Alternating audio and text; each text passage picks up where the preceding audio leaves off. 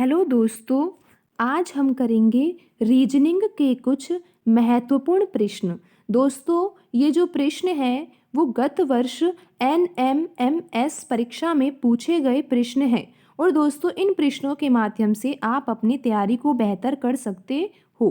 तो आइए दोस्तों, आज हम करते हैं अपना पहला प्रश्न दोस्तों हम यहाँ पे क्वेश्चन नंबर 18 से करेंगे, क्योंकि दोस्तों क्वेश्चन नंबर 17 से पहले वाले प्रश्न जो है वो हमने पिछली वीडियो में कर दिए हैं। तो दोस्तों आप उन वीडियो को देख सकते हो और प्रश्न पत्र को आसानी से हल कर सकते हो। तो दोस्तों पहले हम प्रश्न को पढ़ लेते हैं कि यहाँ पे जो प्रश्न है वो क्या कह रहा है।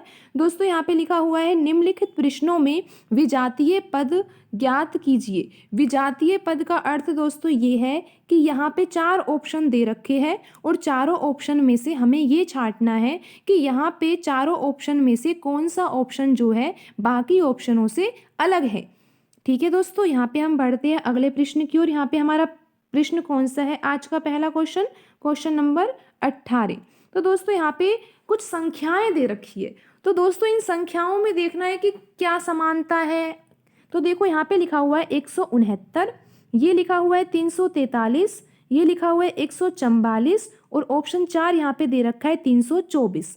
अगर दोस्तों आपको वर्ग और घन याद हो तो ये क्वेश्चन बिल्कुल ही आसानी से आप कर सकते हो। दोस्तों आपको याद होना चाहिए कि वर्ग कैसे निकालते हैं और घन कैसे निकालते हैं। दोस्तों वर्ग निकालने के लिए हम इस तरह से करते हैं, जैसे हमें 5 का वर्ग निकालना है तो 5 की घात 2 और 5 को इस तरह से 2 बार खोलेंगे और हमारा आंसर आता है 25, यानी कि 5 का वर्ग क्या होता है 25। ऐसे ही हमें 7 का वर्ग निकालना है, तो दोस्तों हम 7 का वर्ग कैसे निकाल सकते हैं। 7 का वर्ग निकालने के लिए 7 गुणा 7 और यहाँ पे क्या आ जाता है 49। दोस्तों ये तो होता है वर्ग, लेकिन घन क्या होता है आप एक बार घन भी समझ लो, क्योंकि ये जो सवाल है वो वर्ग और घन से संबंधित ही है। और अगर आपको वर्ग और घन ही नहीं आते तो दोस्तों आप इन प्रश्नों में बिल्कुल भी दिमाग नहीं लगा पाओगे, क्योंकि यहाँ पे कोई भी संबंध नहीं बैठेगा इस तरह से।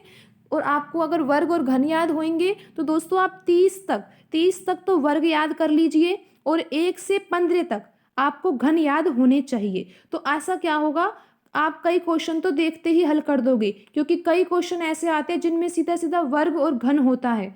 तो दोस्तों अगर आपको वर्ग और घन याद होंगे तो आप तुरंत क्वेश्चन को देखते ही क्लिक कर दोगे आंसर को। तो दोस्तों अब यहाँ पर आपको मैं घन समझाती हूँ। घन क्या होता है, जैसे हमें 7 का घन निकालना है तो 7 की घात 3 लिखेंगे। वर्ग में हमने क्या लिखा था 7 की घात 2, और घन में क्या लिखेंगे दोस्तों, घन में लिखेंगे हम 7 की घात 3। 7 की घात 3 का अर्थ है कि हमें 7 को अब यहाँ पे 3 बार खोलना है और फिर इनका गुणा करना है। तो 7 का गुणा 7 से करेंगे 49 आएगा, और 49 का गुणा 7 से करेंगे तो क्या आएगा दोस्तों 343 आएगा। ऐसे ही दोस्तों हम 5 का घन करके देखते हैं।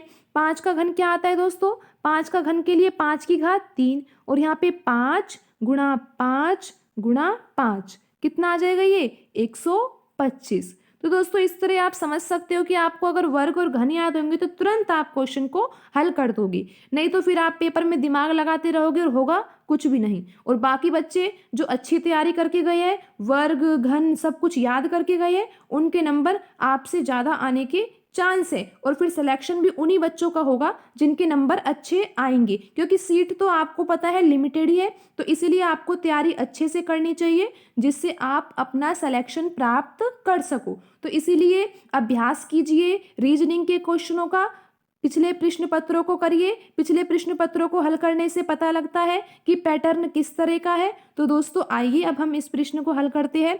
इस प्रश्न में देखो दोस्तों यहाँ पे लिखा हुआ है 169, और आपको अगर याद हो तो 169 जो होता है वो 13 का वर्ग होता है, यानी कि अगर हम 13 का गुणा 13 से करेंगे तो हमारा उत्तर आता है 169। तो दोस्तों ये तो क्या है वर्ग।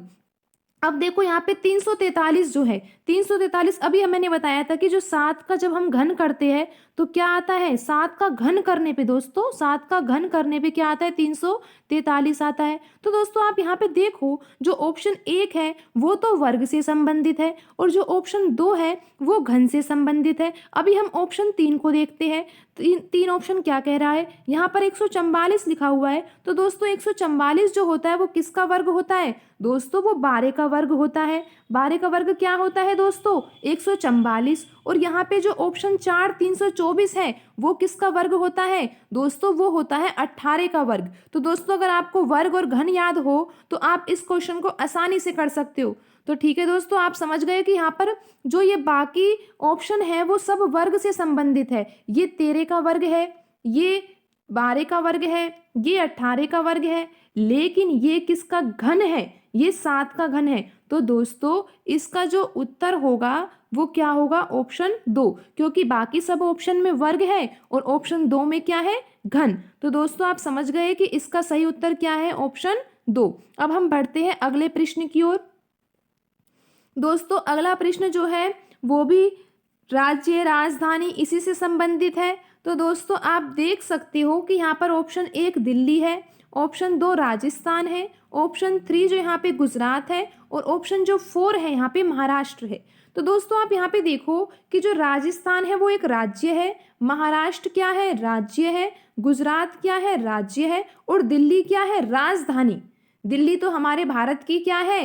राजधानी। लेकिन दोस्तों आप इसको अलग तरीके से भी कर सकते हो, क्योंकि जो ये वाले तीनों हैं, राजस्थान, महाराष्ट्र और गुजरात, ये राज्य है, और जो दिल्ली है वो क्या है? केंद्र शासित प्रदेश। तो दोस्तों इस तरह से भी ये जो दिल्ली है वो अलग है केंद्र शासित प्रदेश देखे तो, और अगर हम राजधानी देखें तो भी ये अलग है। तो दोस्तों इसका सही उत्तर क्या होगा? सही उत्तर होगा इसका ऑप्शन 1, जो कि क्या है? सबसे अलग बाकी ऑप्शनों से। दोस्तों हम बढ़ते हैं अब अगले प्रश्न की ओर। अगला प्रश्न आकृति से संबंधित है। तो दोस्तों आप इन पैटर्नों को देख रहे हो कि किस तरह से राज्य राजधानी के क्वेश्चन पूछे जा रहे हैं।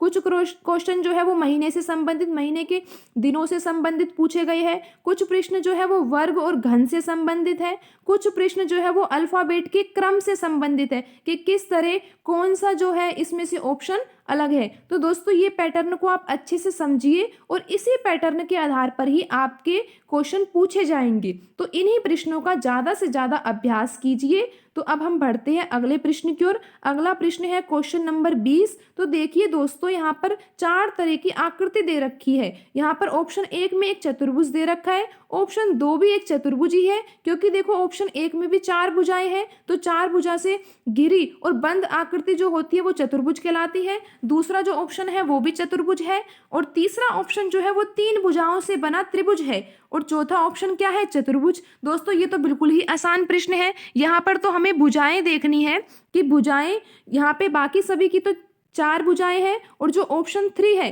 उसकी 3 भुजाएं हैं। तो दोस्तों यहाँ पर हमारा कौन सा ऑप्शन सही होगा? ऑप्शन जो 3 है त्रिभुज, वो हमारा उत्तर सही होगा। तो दोस्तों आज की वीडियो में इतना ही, मिलते हैं अगली वीडियो में।